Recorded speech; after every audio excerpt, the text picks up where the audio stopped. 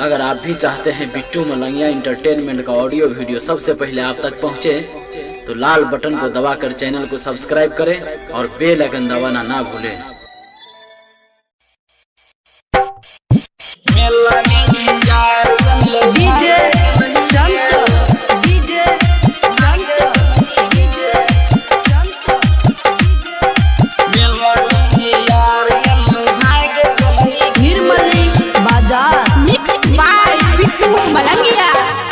के अनहरिया छाउरी फोन केलही गे, रात के अनहरिया छाउरी फोन केलही गे, मेला में यार येलो भाग गेलही गे।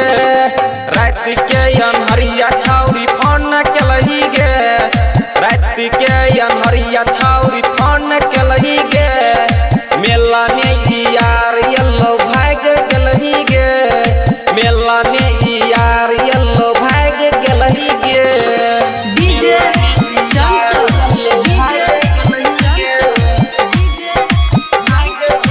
निर्मली बाजार मेला में यार येलो भाग गेलही गे।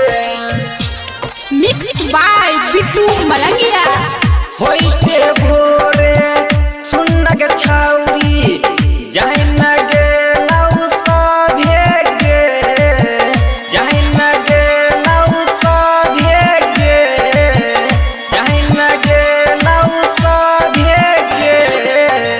होइते भोरे सुनग छाउरी जाहि न गेलौ सभे गे, जाहि न गेलौ सभे गे, जाहि न गेलौ सभे गे।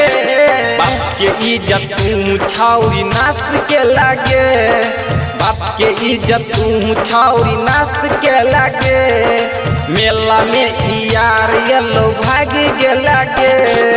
रात के अनहरिया छाउरी फोन के लागे, रात के अनहरिया छाउरी फोन के लागे, मेला में यार येलो भाग के लागे।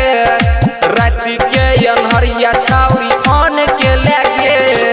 डीजे चंचल अखन अहाँ सब सुनि रहल छी मलंगिया रिकॉर्डिंग स्टूडियो के शानदार प्रस्तुति। बाजार मेला में यार येलो भाग गेलही गे, भाग गेलही गे।